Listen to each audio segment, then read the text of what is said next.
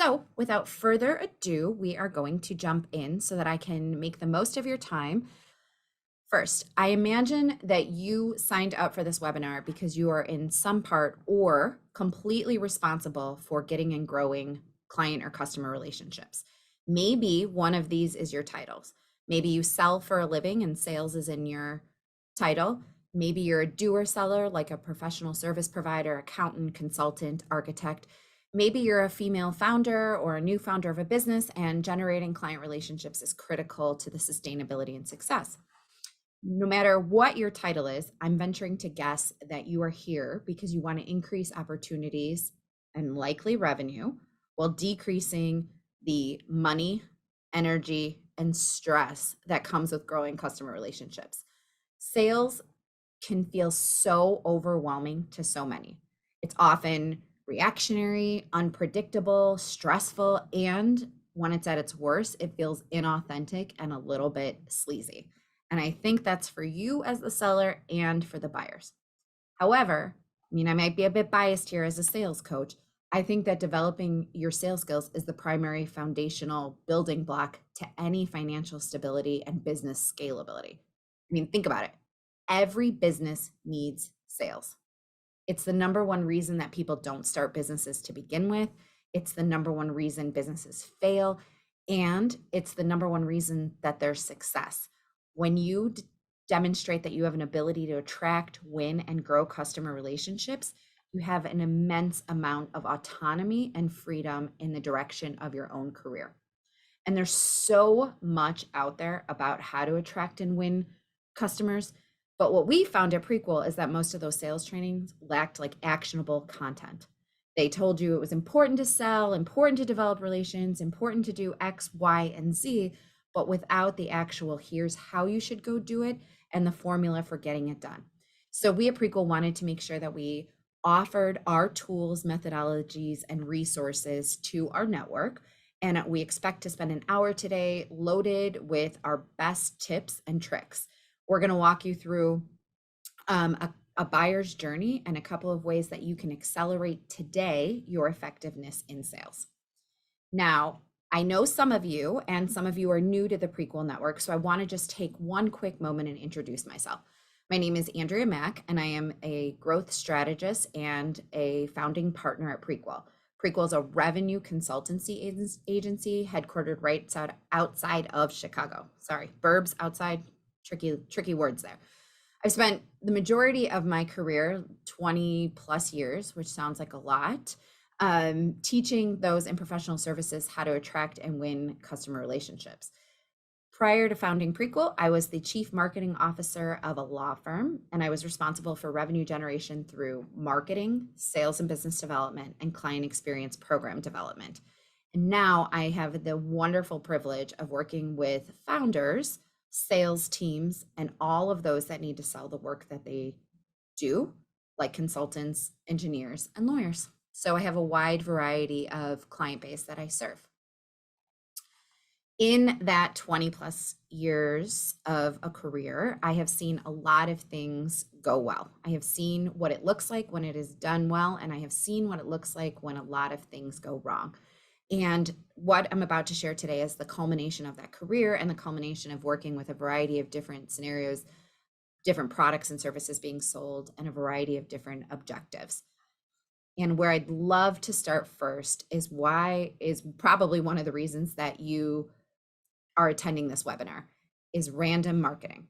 I see most often the most common mistake that I see is that individuals try to do all of this marketing to get a buzz going and to generate new clients with the lack of focus and a lack of intention and without designing their objectives beforehand.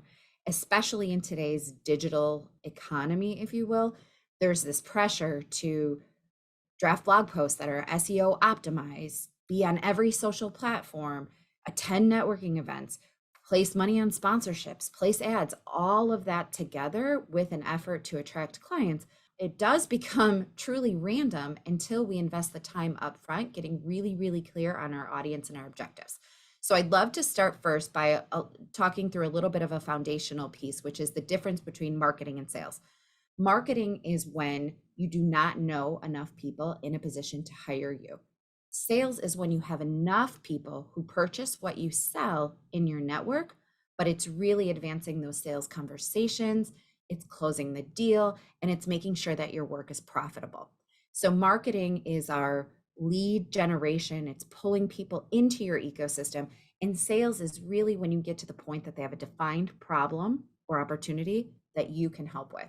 And I think this distinction is really important to make up front because I think marketing and sales, well, I don't think, I've seen marketing and sales get mixed up all the time. Like marketing is just this overarching umbrella that the majority of people use to like it be a catch-all.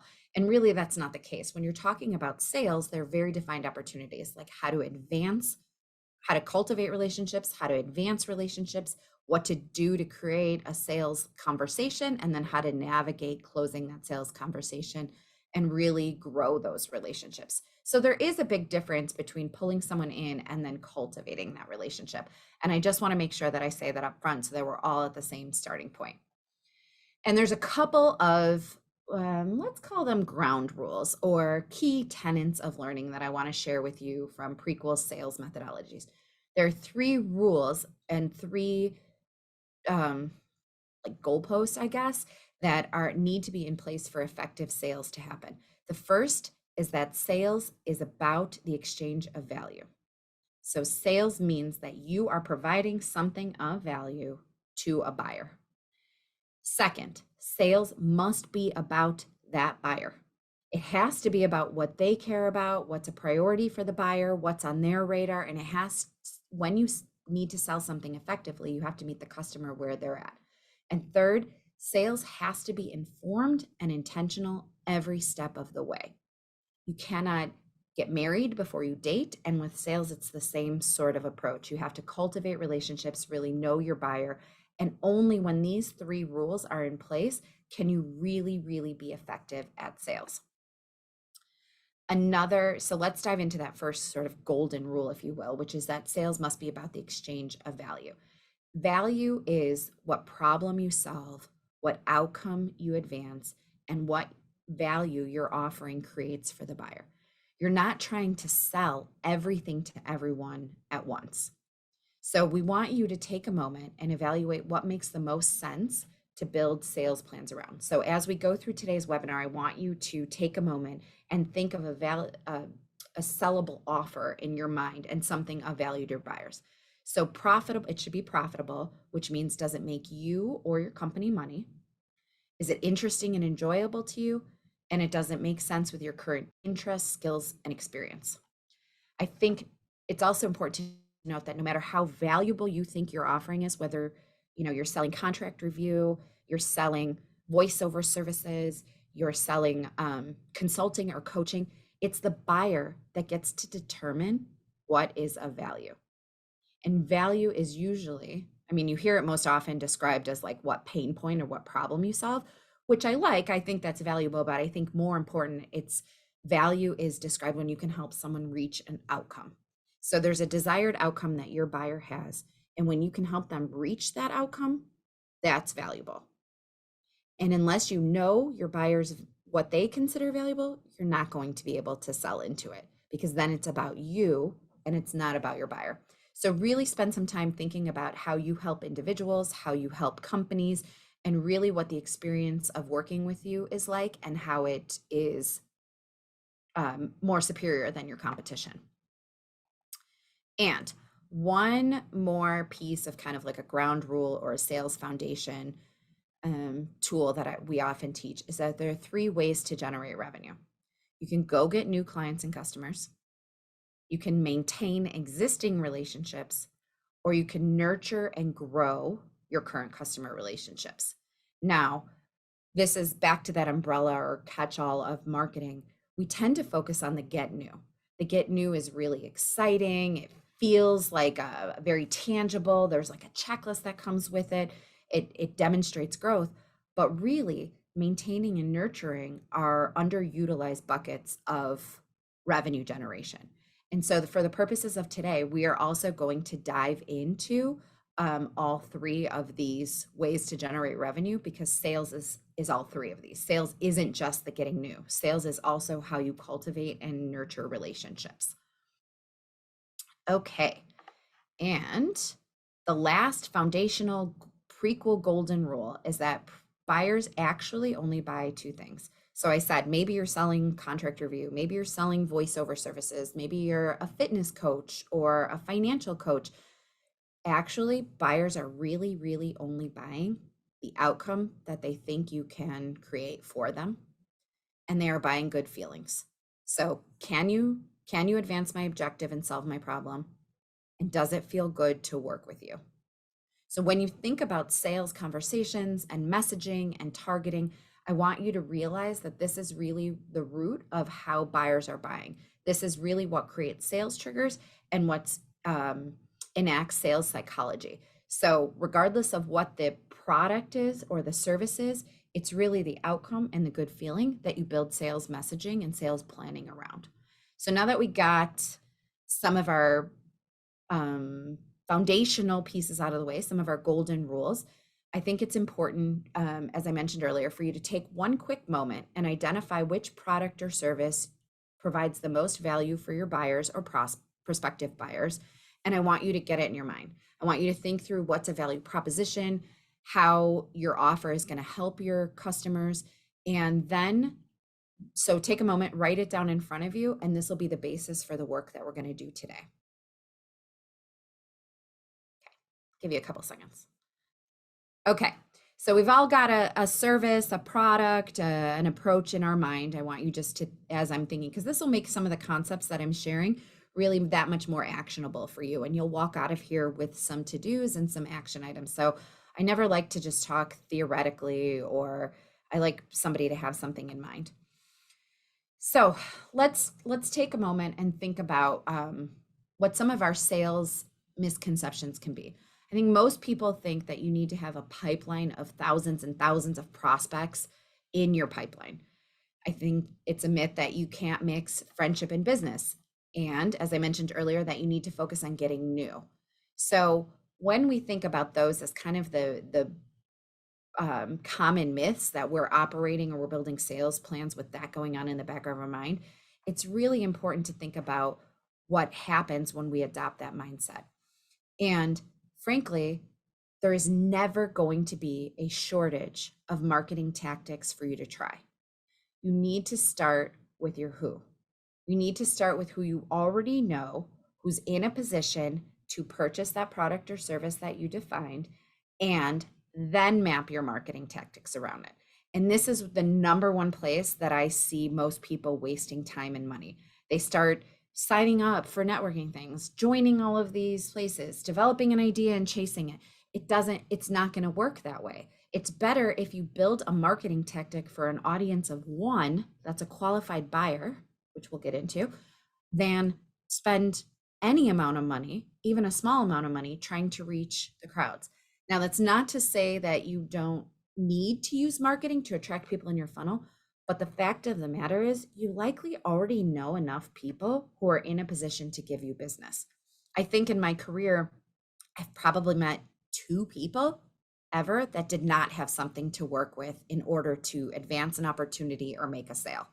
I've worked with hundreds and hundreds of people in a variety of different career paths at different points in their sales process, some just starting out, some as senior rainmakers, and everybody has something that they can work with. So let's start with who. Let's talk about who's actually in your network. Like, what does that even mean? Like, what does who's in your network mean? It means, like, one, who do you know that actually buys what you are selling? When you think about proactive outbound sales, it's about relationships and problem solving. So who do you know that already can buy what you're selling? 2, super fans.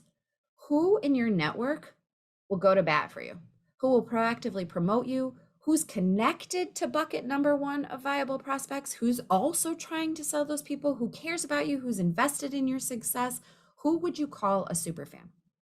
What does your current customer base or current client base look like? Who makes up, even if it's the smallest opportunity you have or the smallest account, who's already made the leap and the investment to work with you? Fourth, who are clients or customers that have worked with you at one point or another? Maybe you worked with them years ago when you were at a previous position. Maybe they bought only a small service or item for you. Maybe they only bought one thing, but really looking at who has bought from you in the past is working with an audience that already trusts you. And because I'm a bit of an optimist, I always like to include who are your dream clients.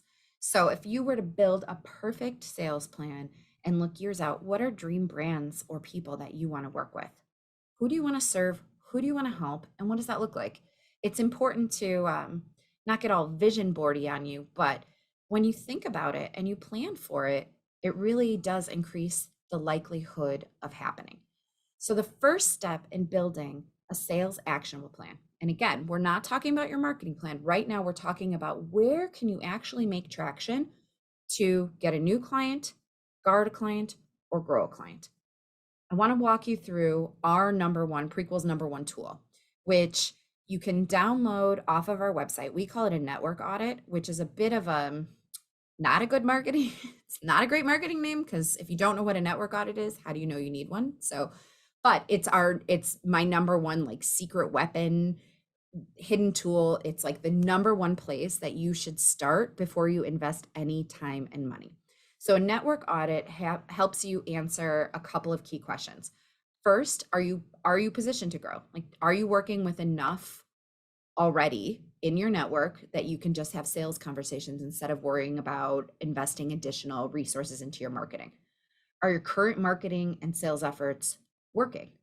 Are they achieving your desired outcomes? So do you have a I don't know enough people problem?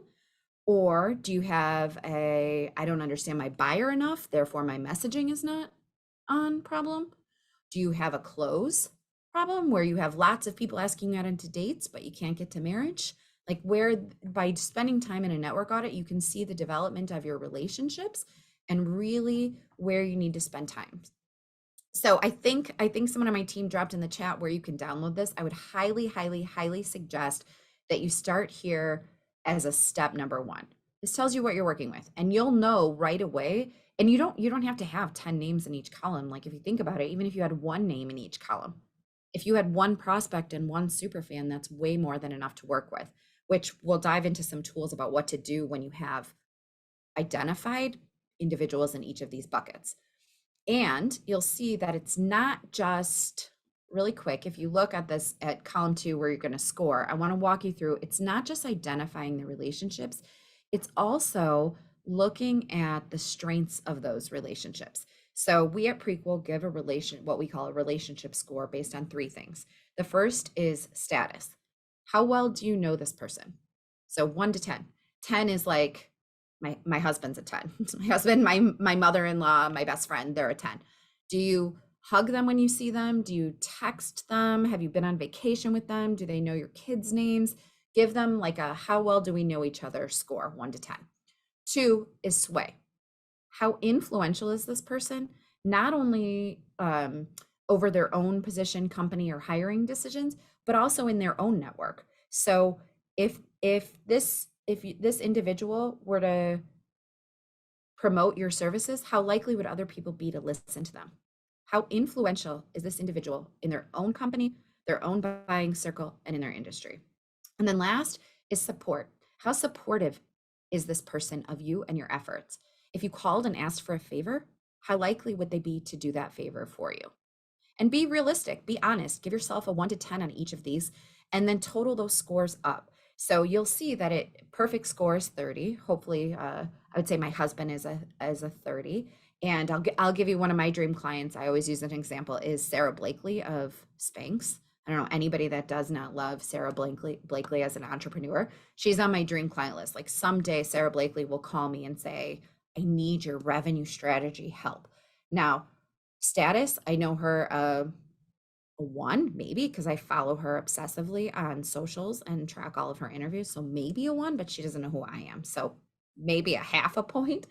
Her influence, she's probably a 10 influential. If Sarah Blakely posted about working with me from a revenue perspective, pretty sure that that's going to drive some reach for me. And then how supportive is she of me? I'm going to go with a 0. If she doesn't know me, she can't really support me. Maybe a 1 because she does support other female founders. So when you think about it, out of 30, Sarah Blakely's scoring a 2. Now, my husband, who's my status is a 10 and support is a 10, but his influence over hiring a sales coach is probably pretty low. He ends at like a 22. So if I were deciding how to leverage a relationship in my network and I'm comparing my husband to Sarah Blakely, I'm likely going to start with my husband because my husband has a 22 and Sarah Blakely has a 2. Right? Did I do the right math? I know. Math, not my strong suit. Sales and revenue, strong suit. Math, not my strong suit. So so this network audit is really a 2-part approach. First, spend your time getting all of your contacts in order and then score the relationships. And by looking at the relationships and you'll know the background, you'll know where to start and where is the beginning point of your sales action planning. So next, let's go into our second golden rule, which is that sales must be informed and intentional. So it's no secret that most people are focused on advancing their own objectives. And in this day and age, the majority of people are busy, overwhelmed, spread thin. It's really hard to return a text message at times. It's hard to catch up.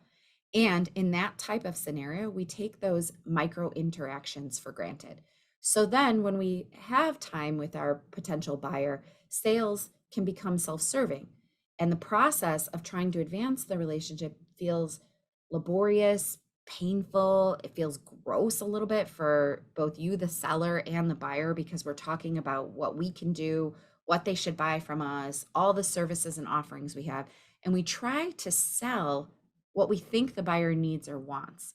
And really, that's not the best use of time and energy. So, what you want to do is really spend the time getting to know your buyer. Because in the absence of getting to know your buyer and moving forward with intention, you waste everyone's time and energy. So, I want to walk you through. Oh, did I skip? Yeah. Okay. So, if sales is about the exchange of value and sales is customer centric and sales has to be informed and intentional every step of the way, each move in your sales process has to be very deliberate.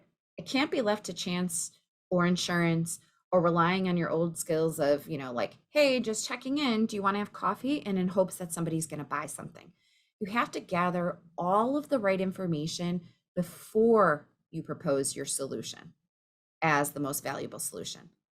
You have to really understand your buyer and what they need and want and what their desired outcome is, and making sure they're aligned before you propose a solution.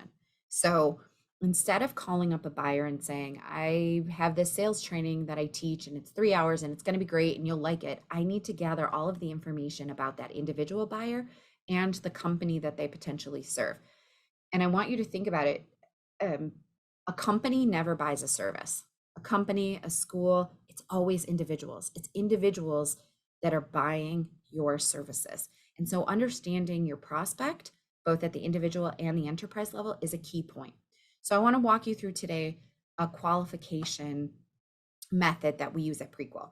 And qualification is not something that we invented. Now, this is our proprietary method that I'm going to walk you through, but sales qualification is part of any good sales methodology. And I venture to propose that if you were working with a sales coach or a sales trainer and they're not proposing lead qualification, then you should get rid of that sales coach. Lead qualification makes sure that you are in a good position to solve a problem. It increases your chances of closing a sale, and it gets you from prospect to customer. So let's dive in. There are 6 lead qualifiers, and the first is a needs and wants. You have to understand what your prospect is struggling with. What are they focused on achieving? What challenges exist for them? And what objectives do they have? It's really important to understand what's on their radar. And I like to sum this up instead of needs and wants. I often call this the priority bucket, because if you're selling a workshop and they're focused on hiring a new team member, it's not going to make your sale go anywhere. Or if you sell trust and estate litigation and they don't have that need, then it's a non-starter. So really understanding not only what their needs are, their challenges are, their objectives, but understanding what's their priority right now is an incredibly important first step to make sure that you are aligned. The second step is your solution. So you have to have a credible solution that offers um, opportunity or alleviates pain. Your solution has to create a positive outcome for your prospective buyer. So there has to be a match. If you're selling um, pencils and your buyer only works with pens, you're not going to have a match. You should not be spending your time, money, or energy on advancing that relationship. Now, if you want to build an authentic relationship with that buyer on your own, that's great. But for the purposes of actionable sales plans that generate that cold hard cash, you need to make sure that your solution, that you understand the priorities and that you have the right solution. Hope that makes sense. Next, there has to be a budget in place. Your buyer has to not only identify that they have a need and that your solution might be the right fit, but they have to be able and willing to put funds toward it. They have to be the one that either signs the check, has the authority to sign the check, understands that it's an investment to solve this problem or advance the solution. There has to be a budget in place. Otherwise, we're just talking about pro bono or not-for-profit work. You have to understand the buyer's budget. And I will typically ask this on the front end before I propose a solution. I'll just come right out and ask, do you have a budget in mind already that I should scope against? And they'll usually, your buyer will tell you. And they'll tell you so that you're not thinking you're offering a $50,000 solution and they think they have a $1,000 problem. So make sure that you're aligned on the front end. I will often ask too, who's making this decision? Are there any other interdependencies that we need to know about? Like you can't start until the second half of the year, or, like understanding how budget decisions are made and understanding how big of an investment your prospective buyers making is an incredibly important starting point. Next, timing. There has to be some alignment around timing. So how quickly does this priority need to be addressed? And what's the capacity on your side and the capacity on the buyer's side to implement a solution? So for instance, you might be selling, let's go back to the workshop. You might be selling a workshop for real estate agents to generate leads. If they are not focused on that right now, even though you have capacity to sell, it's not aligned. So you have to make sure that your timing to implement is the same and that there's a certain level of urgency. If they don't have an urgency around solving this problem or advancing this opportunity, you're likely not going to close the sale. So understanding timing is really, really important, and it has to match your timing and the buyer's timing. Now, next up, decision makers. So who ultimately has the authority to hire you? Who else is involved outside of that influences decisions happening? I feel like this is another big common mistake that I see is we spend all this time cultivating with a contact that we've made. And at the end of the day, we don't understand if they have the authority to hire us, if they have the authority to spend budget, if they have the authority or interest in bringing us in. So it's really important to not only understand who are the final decision makers, where do they get their permission from? It's also important to understand the decision-making process. So even if your contact has the authority and the budget to engage with you or purchase from you, what does that decision-making process look like? Do they have to kick it to higher ups? Is it something they have to plan for annually and in September of every year? So really understanding and gathering this information as you build your authentic relationship is really important to getting closer to a sale. And then lastly, and most importantly for you to understand is how will your solution add value for the individual and for, if applicable, the business they work for. So what are some of the positive impacts if they accomplish what you set out to work on? And what are negative consequences or impact if nothing is done with the problem they've identified? So if they don't advance their objective or solve their problem, what are some negative consequences that would come out of that? This creates not only a sense of urgency around engaging you, but it also helps you understand the context of what's important to them.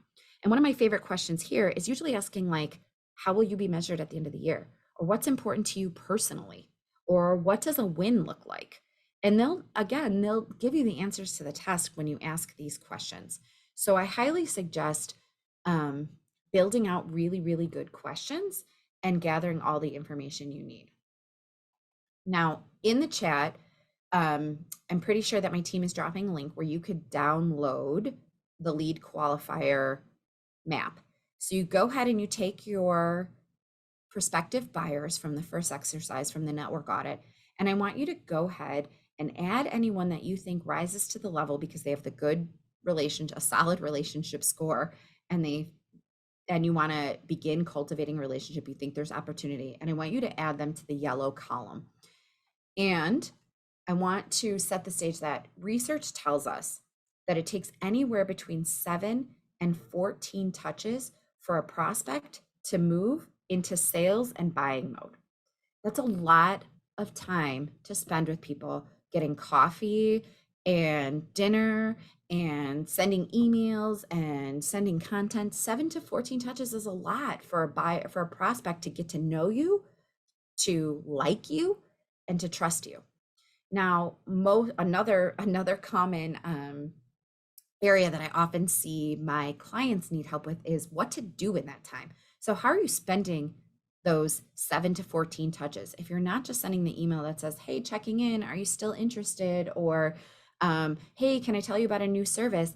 You spend the time gathering this information in each bucket. So, I will keep a lead qualifier overall for all of my prospective clients and for my current clients in which I want to find another way to service them. And when I engage, either at a micro level, hopping on the weekly check-in call, I'll ask a question, or when I see a prospect at a networking event or have lunch with them, I will know in the back of my head what information I need to collect.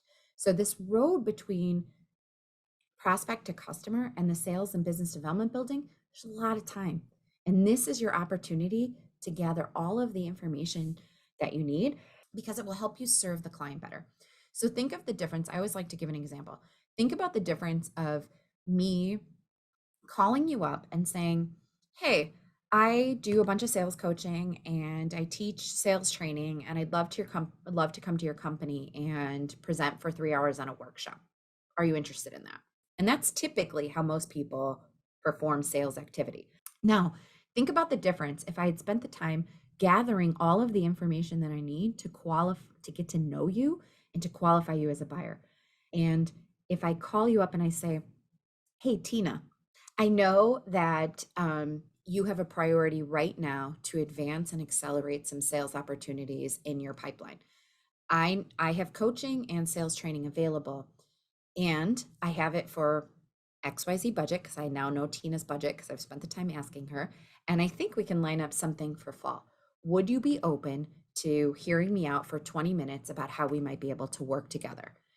That conversation alone is a game changer. And so often we as sellers want to rush to the solution. We want to be like, "I can help you. I can help you. I have all these things. Buy from me. Buy this. Do this. Look at what I have." And we're coming at people without saying, "Tina, I know you really, really have a desire to accelerate your sales process."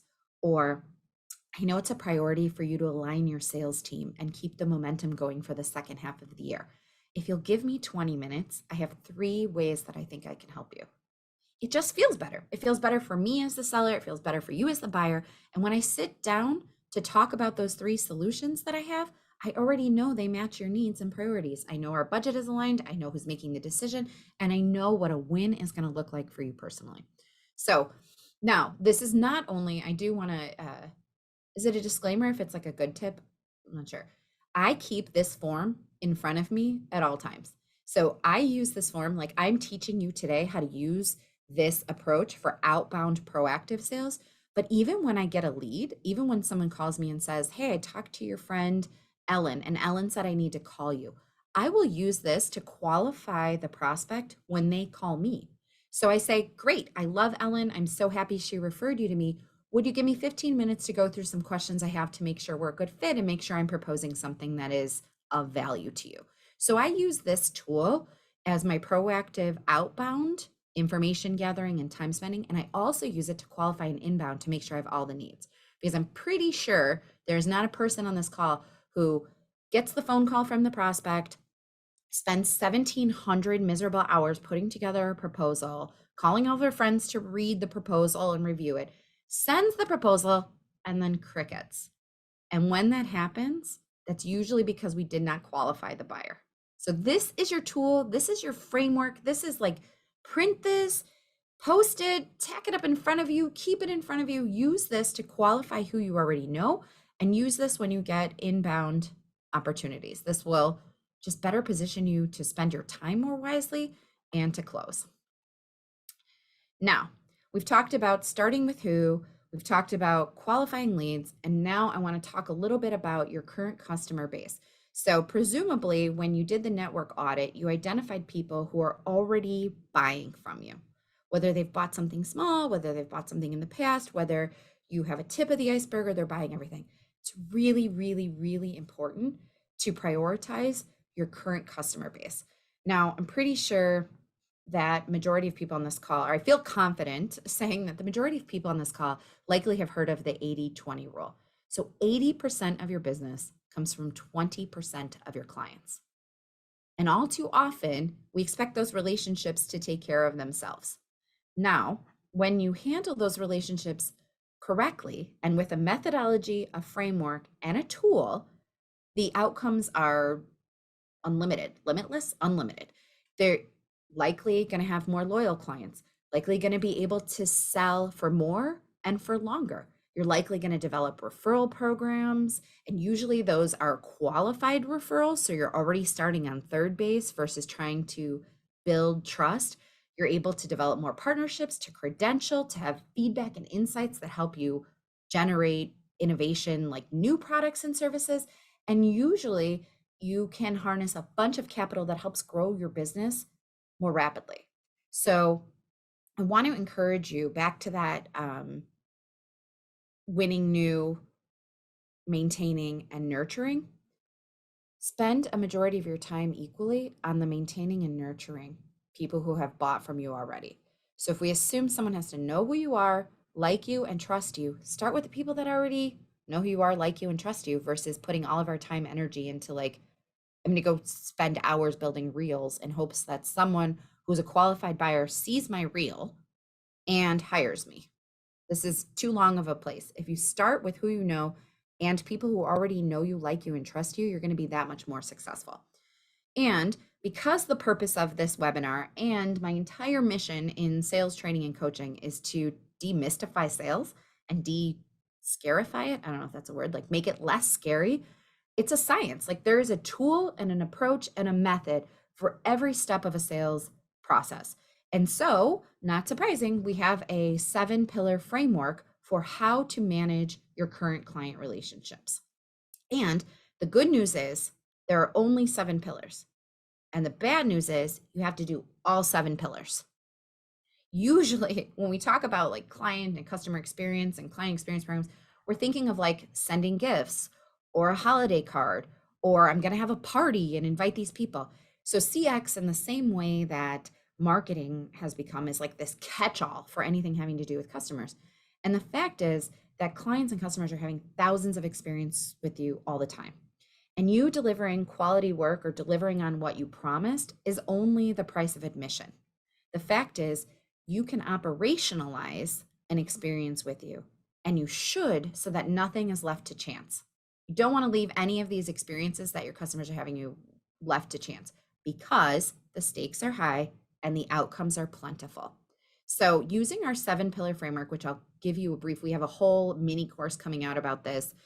We have tons of information on our website about this, but I'll give you kind of a brief highlight of an overall well-designed CX program, and then walk you through a few other resources for those of you that want to dive in deeper.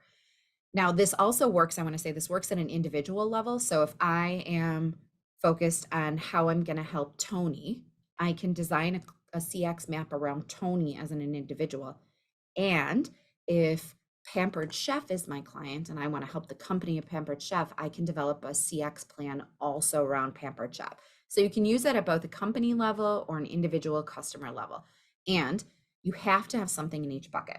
So first is engagement. Like, how are you spending social time with your client? How are you getting to know them at a personal level? How are you learning about their pet peeves, their objectives, their career desires? How are you just spending time with your customers?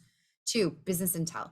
Do you understand the context of the industry they work in, the dynamics of their company? Where are they getting their customers and clients from? Like, how do they generate revenue? What looks successful for them? Who are their customers? Who are their competition? Like, where do they, what do they read? What are they attending? So I call that business intel to really understand like the playing field of where your prospect operates, your customer and your client operates. Third is communication. So communication is incredibly important at every step of a process. Now that might mean updates on what you promised to deliver and what you've already sold, like your work product. It can mean annual reporting. It can be methods or channels of communication. So I personally don't like getting phone calls. If you need something from me, I like being texted. Even full disclaimer, even though I'm behind on text, I like being texted. Texting is my favorite mode of communication, but understanding preferences, modalities, channels, protocols, and at what cadence your client expects communication from you is really important. And so making sure you have some of those touch points in place and that they're customer centric is really important. Pricing and investment. So everyone's favorite topic, money. Exchange of value. You're getting paid for something your buyer has determined is of value to them. And in that comes an exchange of money. And typically, everyone shies away from this category. We get freaked out and scared and don't have tools in which to communicate authentically or to be aware of it. And when you demonstrate that you are open and transparent around pricing or the level of the value they got for the level of investment, it can really change the dynamic of a relationship. And you can begin to sell at a higher rate. You can begin to focus the conversation on value. And you can begin to feel confident in how you handle these money conversations, which puts your buyer at ease. So this can be how you invoice. Is it easy to pay you? I mean, it can be something as simple as that. Is it very easy to pay you? Do you make it clear? Do your invoices and statements show what you offer to value at any given moment? Those are like really low hanging fruit pieces to do in that bucket. Now, insights. Insights is where we look at all the feedback. So how are you doing? This is you either casually asking your customer or client, like, how did that go? Did that meet your expectation? Were you satisfied? Is there anything we could have done better? It's where you're focused on understanding how they felt about the delivery of your value. It's also understanding their buyer, like their buyer persona, like what's important to them in the buying decision. How are they using your website? How are they using the tools? It's really asking for feedback and insights overall that help you not only deliver on that relationship, but also help you like innovate and how you improve your own services and performance. Appreciation and recognition, pillar number 6. So if you remember, one of my golden rules is you're selling two things. You're selling outcomes and you're selling good feelings. And mostly when you attend sales training or sales coaching, we talk all about how to talk about the outcomes. How do we sell your outcomes? How do we message what you can do? What is a proof point for it? And really bucket number 6 talks about those good feelings. It feels good to be appreciated. It does. When I hire someone and they say thank you to me, and they acknowledge that I had a choice in where I place my money and who I work with, that feels good. And don't ever underestimate the power of saying thank you to your customers and clients that are choosing to work with you and choosing to invest their budget with you. And this can be something simple as a thank you note twice a year. This can be your holiday cards. This can be inviting them to that big company event or spending time with them. This is really about saying thank you and what comes out of the relationship for you. It can be most powerful when you say thank you. And because of your trust in me, I've been able to XYZ fill in the blank. We also teach recognition because it's important that we celebrate our clients when something is important to them. And that can be personally or professionally. So when there are milestones in a relationship, when your client has a career milestone, maybe they got a promotion, maybe their child just graduated college, maybe they're retiring. Any of those things deserve to be celebrated. And that's really where these feel good emotions come in. And so don't underestimate this bucket. And I will share with you as like a sales coach pro tip is this bucket is often the one that is most underutilized. I'll walk you through an exercise next that I have all of my workshop participants or clients do. And this bucket is usually the one that's most empty. And what that tells me is you have significant opportunity to outperform your competition. Because I guarantee if the majority of you on this call are like, oh gosh, I don't say thank you that often, or I haven't done that in a while, pretty sure your competition is also not doing a good job at this bucket. So think about how easy it would be to insert that appreciation. And at the most basic level, find a way to insert it in your email communications. Thank you for the prompt reply. Thank you for including all of the information in one email. Thank you for spending time on this on after work hours.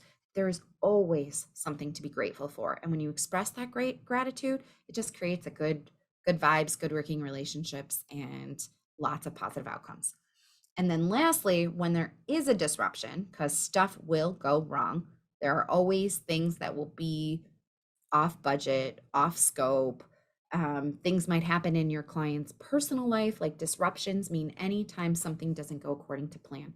Usually, I find that clients want to bury their head. So my clients are like, oh, maybe they won't notice, or maybe I'll just send a quick email and apologize. And when we go early and we go honest, then it's likely to mitigate the impact. Now imagine if you had bad news for your client. And typically we would just email like, sorry, we didn't get the result we want. Call me, we'll talk about that. When we have a protocol for how to handle disruptions and when we handle them with empathy and with strategy and with intention, it really changes the dynamic and gets you some extra points in the trust bucket. So I highly encourage you not to leave disruptions to chance and to not plan for them. I don't think I used the double negative correctly there, but usually we do not have a plan or protocol. And especially if you're working among a team, saying to your team that all work on a particular account or customer, this is what we do when something isn't according to plan. This is according to the client's preferences, immediately creates cohesion and good and better feelings because stuff is going to go wrong. So best to have a plan. Okay. So I think my team is putting in the chat a template. We have a template where you can do this all on your own. And we call it a client experience relationship map. Usually I would have my clients work through what their objectives are. So always decide your objectives up front, whether those are revenue objectives. I want to increase the account spend this year by XYZ. Sometimes those are relationship scores. So if you remember, we gave a sway, support, and status score. Sometimes that can be your objective for the year is to increase those scores. So always start with like where the relationship is and where you want it to be, because this will work. I'm going to boldly go out and stay on record. This will work if you do it. And so making sure that you're rowing in the right direction is an important first step. So identify some objectives up front and then go ahead and audit what you are already doing. So in each of the buckets like engagement, communication, money, go ahead and document what you already do. And I'm fairly confident that you do these things already. Even in money, take for example, in money, you're likely sending an invoice or an agreement of some sort that talks about the exchange of money. So think about how you might enhance that experience. So go ahead first and document everything you're already doing for your client relationships or for a particular account. And then spend some time looking at where there are gaps. So the good news is it'll become very clear very quickly where you need more time and energy. So if you're already doing a bunch in engagement, don't spend your time in engagement bucket. Look at where you have a gap. And a lot of times, if you need ideas, I think we have some blog posts on this. Most of the stuff you can add is free or very low cost, easy to implement, can be done in like less than a half an hour. And so really doing this and harnessing it has you look at a relationship holistically versus just on like, oh, I'm going to send them a holiday card. Additionally, what I will do is I will look at the timing of these CX investments. So if I know that every December, I invite my client to a holiday dinner, I'm going to go ahead and add December under the time frame for everything that exists. Then when I've identified new innovations or new investments, I will go ahead and look at where I have capacity, because not everything should be spaced out throughout the year so you have multiple touch points, and you want to be cognizant of your own capacity. Because if you don't have capacity, you're not likely to get it done. And the important part here is to get it done because it will work. So I will go ahead and add a time frame, and then I personally calendar everything. So I will then take my client experience map and I will go add notes on my calendar, my team's calendar, anything, any way to ensure that I get it done. Because then when it pops up or I'm planning for the next week, I know what I need to do. And because I've applied the strategy up front, this approach will work and you're investing appropriately. I will also tell you that something I see common is that we don't spend enough time or money on the relationship. So don't be surprised if you fill this out and you're like, wow, whoa, I only do two things. I only send a holiday card. That's the only way I'm telling my clients that I appreciate them or growing strategically. So don't be surprised if you walk out of out of this exercise thinking you need to spend more time or money. So today we covered a lot. We are at 12:54, which means I have 6 minutes to go through the last couple of slides before we get to like open Q&A. But I just want to recap what we've covered. So we talked about understanding how what you sell is valuable. And there's a whole bunch of information on this, but this has to be your starting point. And don't forget that your buyers get to determine what is valuable. Focus on what outcomes you provide and how it feels to work with you when identifying what you sell as valuable. Start by auditing your network. Who do you know that can already purchase or is in a position to purchase what your valuable offer? And who do you know that can connect you to prospective buyers to purchase your valuable offer? So always start with who before you go off investing in marketing and sponsoring and ads and attending all of these things. You may already have enough people in your network to generate your next lead. Now, once you've identified where you have the right prospective clients or where you have connectors, go ahead and qualify those leads. How much do you know about that prospective buyer and what information do you need to go gather? So if you find that you only can answer one bucket on the lead qualifier, then you have your next step. Your next step is go set up an appointment and try to gather the information that you need before you ever try to sell something. So I usually use my lead qualifier almost as like a visual pipeline. And I call them like a 1 bucket, a 2 bucket, a 3 bucket, because then you can see also how close you are to closing. So look at who you know, look at the quantity, score those relationships, and then start qualifying them. And once you have the qualifications in place, I want you to make an action plan that shows you what your next step is. So take a prospective buyer and figure out a plan for how you're going to go gather the information you need to complete the lead qualifier. And only when your prospect is a 6 bucket should you be engaging in sales conversations. So if there's anything you take away from today's webinar, which I feel like I might have said already a couple times, but if there's anything that you take away from today's webinar, do not have sales conversations until you lead qualify.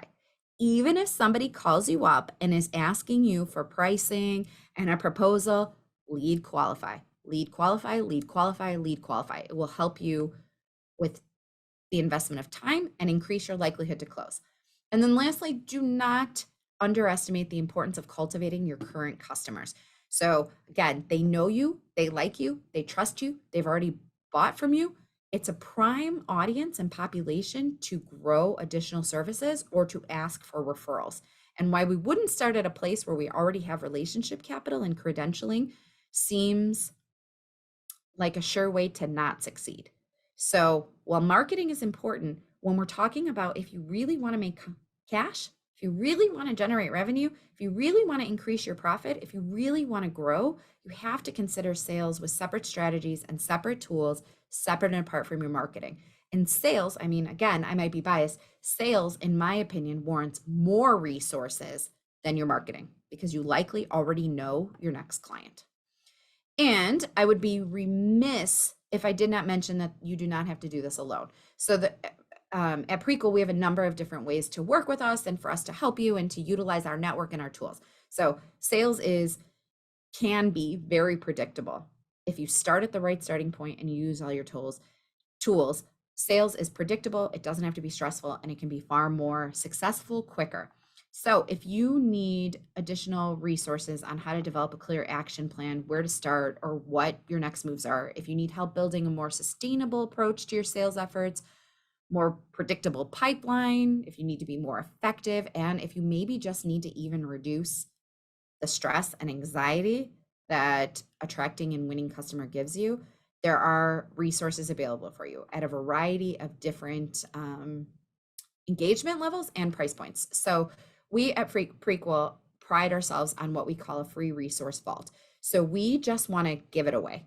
There are scripts, there are templates, there are ideas. We describe it as our recipe area of our blog.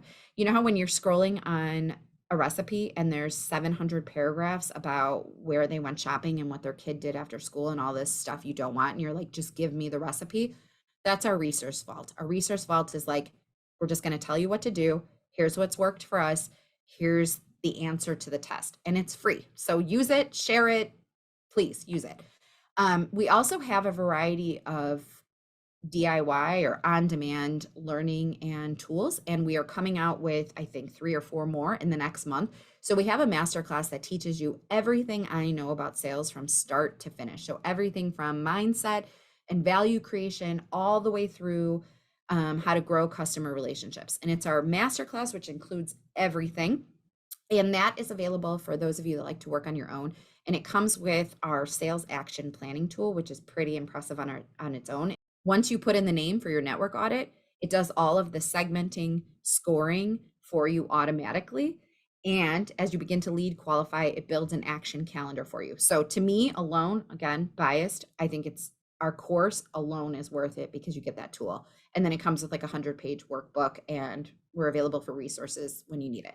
In the next month, as I mentioned, we are launching a series of mini courses. So if you don't need the whole masterclass and you're like, look, I just really want to do a deep dive on CX, or I just really want to talk about how to cultivate the relationships, we have courses meeting you where you're at. And we'll have an ebook, our tool, all that. So stay tuned for more on-demand learning. And we also have a Facebook group in which we crowdsource from each other. And so join our Facebook group if you'd like.